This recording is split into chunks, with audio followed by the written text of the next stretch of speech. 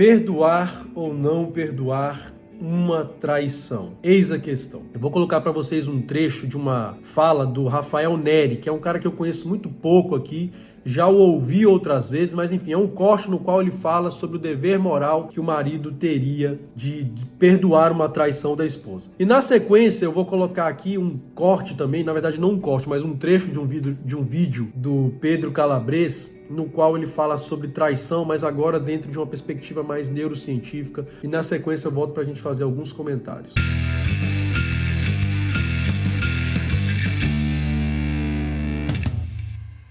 Se existe algum homem aqui que foi traído pela esposa, não acredite nessa conversa de Red Pill. Homem perdoa traição? Sim, é o que eu acredito. É isso que eu faço hoje.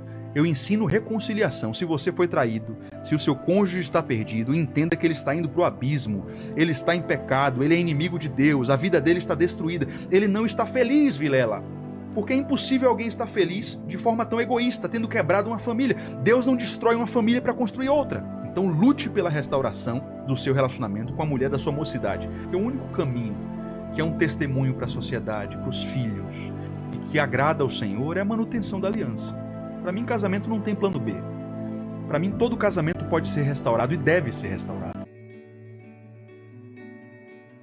Vamos resumir então o que nós falamos até aqui.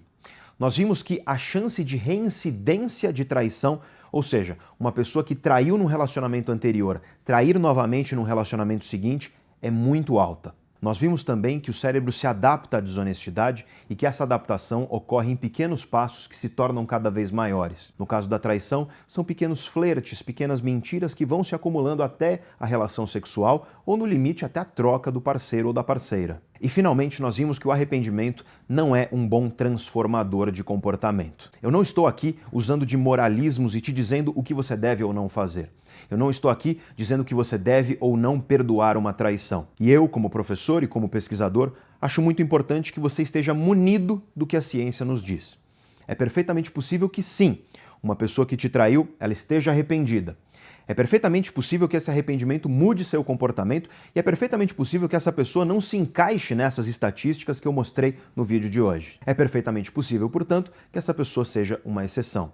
Só que uma outra coisa que os estudos demonstram é que quando nós queremos muito uma coisa, nós tendemos a achar que as exceções serão mais prováveis.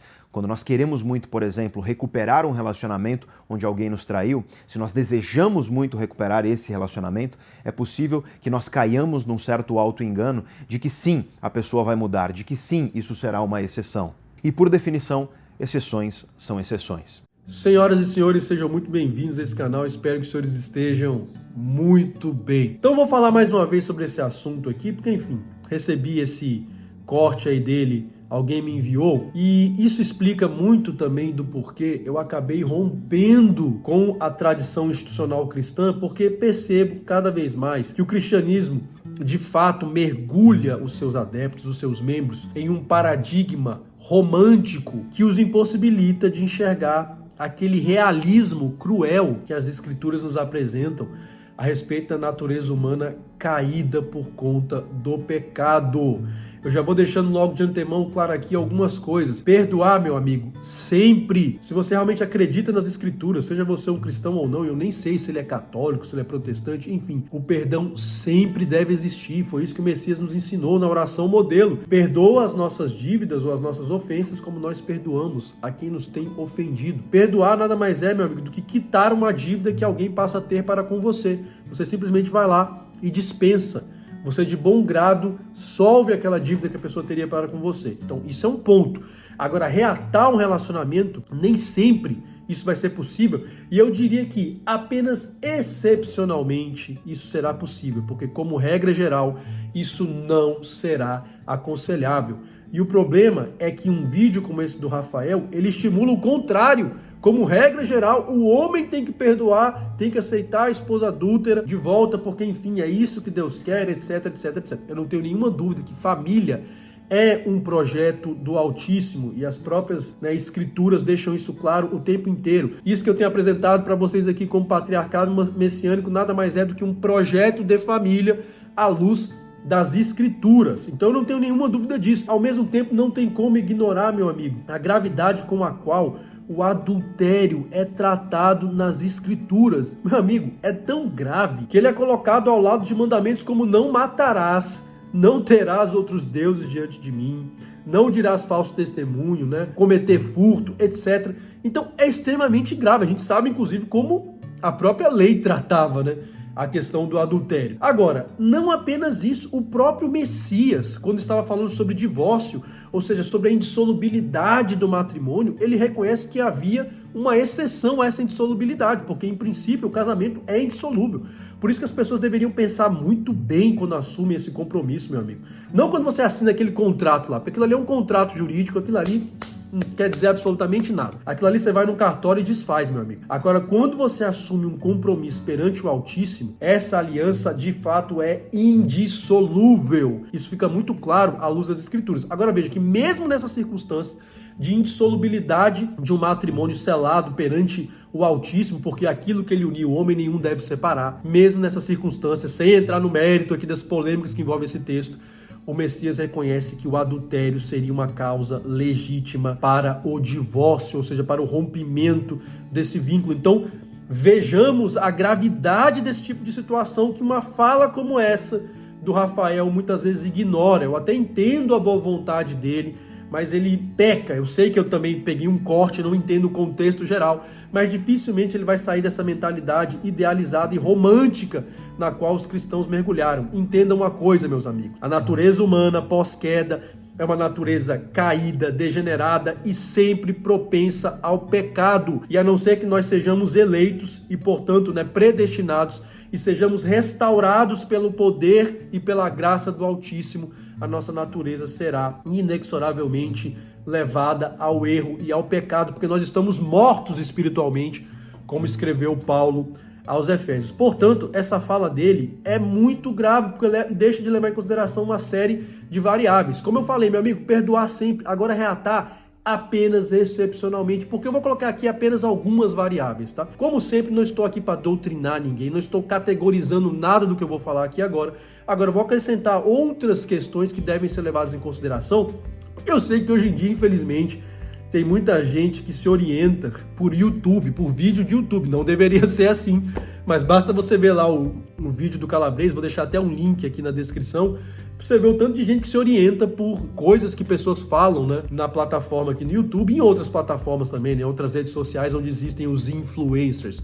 Aqui eu sempre compartilho com vocês experiências de vida, meu amigo. Já são mais aí de 40 anos, diversas experiências de amigos que caíram, né, nessa questão do adultério, de conhecidos, de diversas pessoas que o meu pai, né, acabava sempre compartilhando comigo algumas experiências, tendo em vista aí o pastorado que ele exerceu ao longo dos anos da vida dele. Então vou compartilhar com vocês vivências e experiências para que vocês tomem as decisões de vocês. Então o primeiro ponto, como eu falei, perdoar sempre. Agora, por que é que a retomada da relação quase sempre é inviável, meu amigo? Porque a quebra da confiança é uma coisa que dificilmente é restaurada na plenitude. E se for para estar no relacionamento onde não existe confiança plena, 100% ali, absoluta, na pessoa que está ao seu lado, é melhor que esse relacionamento não continue. Porque a vida de ambos, tanto de quem traiu como de quem foi traído, vai se tornar um pandemônio, porque ela retomou um relacionamento que já não era mais viável. Do ponto de vista de quem foi traído, essa pessoa nunca mais vai confiar 100%, vai estar o tempo todo ali com neuroses, achando que vai ser traída de novo,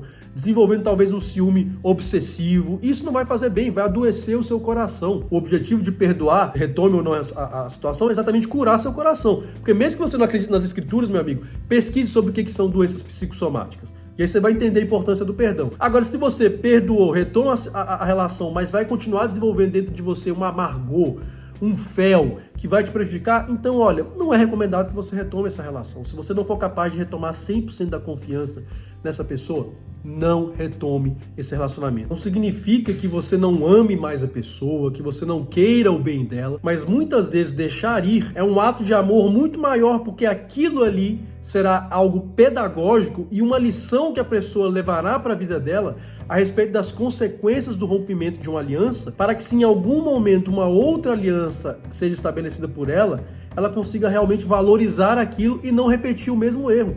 Então, muitas vezes, reatar de qualquer forma só porque é uma obrigação do marido ou da mulher, vai ser algo muito mais nocivo para aquela pessoa, um ato muito menos amoroso e de opressão do que realmente liberar aquela pessoa e deixar ela seguir a vida dela. Por parte de quem traiu, sempre vai haver aquela desconfiança de que em algum momento aquela pessoa também vai querer trair como uma espécie de vingança ou de exigir uma dívida, perdoou, mas está exigindo a dívida de novo. Então, mesmo que a pessoa que foi traída jamais vai trair, sempre vai ficar aquilo. Uma outra coisa, essa pessoa pode desenvolver também uma série de comportamentos compulsivos na tendência de querer provar para outra que ela não vai mais cometer erro. Então, ela começa a se tornar uma pessoa excessivamente carregada e sobrecarregada porque ela se vê na obrigação de o tempo inteiro estar ali tentando mostrar uma inocência de que aquilo não vai acontecer de novo. Enfim, a vida pode se tornar insuportável e insustentável. Um segundo ponto que tem que ser levado em consideração, a segunda variável que esse vídeo do Rafael não leva em consideração e que o vídeo do Calabrese leva em consideração. Meu amigo, a probabilidade de reincidência é enorme na maioria dos casos. É isso que eu tenho visto na minha vida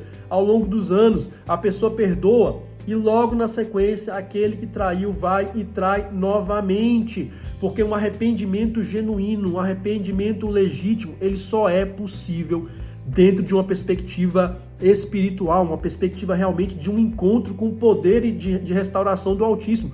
E na maioria dos casos não é isso que acontece. Então, por exemplo, num caso em que as pessoas sequer têm essa preocupação com a sua vida espiritual, é inviável, vai acontecer de novo. Como regra geral, vai acontecer de novo. Nem sempre, né? O Pedro fala isso no vídeo dele, o arrependimento é o suficiente se ele não for acompanhado de uma profunda mudança de comportamento. As escrituras dizem, né, os evangelhos e as cartas apostólicas trabalham muitas vezes com a ideia de metanoia, que é uma palavra grega para mudança completa de mente. Aí você tem que mudar completamente hábitos, mudar práticas, etc. E nem sempre as pessoas que, enfim, praticam isso estão dispostas a essa mudança. Então isso é um segundo problema muito grave que não é levado em consideração nesse vídeo, né, nesse corte do Rafael.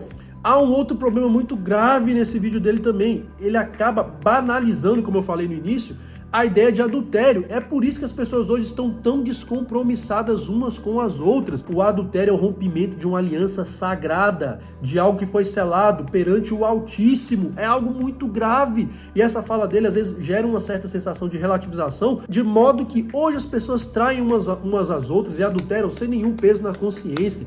E aquilo que até algumas décadas atrás era atribuído exclusivamente ao comportamento dos homens, hoje as mulheres assumem sem nenhum pudor nas redes sociais, em tudo quanto é lugar, que elas também traem, que elas também adulteram sem nenhum problema. Então a gente está numa cultura generalizada de pessoas que adulteram e já não veem mais nenhum problema nisso. Pelo contrário, a gente vê gente incentivando adultério nas redes sociais. Já falei aqui, não foi uma nem duas vezes, sobre aquele podcast lá da mulher do... Ai meu Deus, aquele ator global lá, Giovanna Eubank, incentivando mulheres a realmente adulterarem, a traírem, a buscarem Vale Nights. E aqui a gente chega num outro ponto fundamental, que também não foi levado em consideração nesse corte dele, pode ser que ele tenha falado antes sobre isso, né? Quais foram as motivações que levaram aquela pessoa a adulterar? Meu amigo, a gente sabe que o adultério não acontece da noite para o dia. É uma degeneração progressiva do caráter da pessoa envolvida nessa situação. Mesmo naqueles casos em que a traição ocorre por questões puramente sexuais, né? De um puro tesão, e que ainda talvez, hipoteticamente, fosse possível pensar alguma restauração se a questão for exclusivamente sexual. Mesmo nesse tipo de situação, meu amigo, o envolvimento é gradual. É claro que o envolvimento emocional, o adultério que decorre de um envolvimento emocional, inclusive ele é mais comum ao lado, né, do lado das mulheres, ele é muito mais grave em termos de possível restauração, porque uma mulher que adultera, não raro, ela já perdeu o respeito pelo marido, ela já perdeu a consideração, já perdeu a admiração por ele. Então é óbvio que isso vai repercutir depois nesse relacionamento no futuro. A mesma coisa o marido que trai a sua esposa, que adultera, ele não demonstra nenhuma consideração por essa mulher. Se ele se envolve então emocionalmente com outra mulher, numa cultura monogâmica como a nossa, me desculpe, ele já foi tão introjetado na cabeça dele que é impossível que ele ame mais de uma mulher, como eu defendo aqui, né? Dentro dessa perspectiva do amor expansivo, enfim, do patriarcado messiânico. Ele já foi tão doutrinado a achar, adestrado a achar que ele só pode amar uma mulher, que, meu amigo, se ele se envolver emocionalmente com outra mulher, dificilmente esse casamento vai ser restaurado a contento. Então, todas essas questões têm que ser levadas em consideração, meu amigo. Eu não tenho nenhuma dúvida que o casamento é um plano do Altíssimo. Sim, a família é um projeto de Deus, eu não tenho nenhuma dúvida disso. O Altíssimo vê na família algo grandioso, mas que muitas vezes a atitude precipitada de alguém pode colocar esse projeto a perder, com a legitimidade, inclusive, do próprio Messias, para que um divórcio seja concedido nesse tipo de circunstância. E agora, por fim, como não poderia deixar de ser, eu sempre falo aqui nesse canal, essa é mais uma questão problemática de uma cultura compulsoriamente monogâmica como é a nossa. Tem gente que vem aqui e defende a monogamia como se ela fosse a coisa mais importante, né? Um dogma da nossa civilização. Então honrem esse dogma. Se você é monogâmico, se você é monogâmica, mantenha-se fiel ao pacto que você fez. Do contrário, meu amigo, é melhor que você jamais celebre esse pacto, porque as consequências do rompimento dele são gravíssimas. Lembrando sempre de uma coisa, senhores, como eu sempre digo aqui, né? O movimento de uma única peça pode definir o jogo inteiro. Até a próxima e pensem bem, senhores, antes de celebrar esse pacto, e que Deus nos abençoe.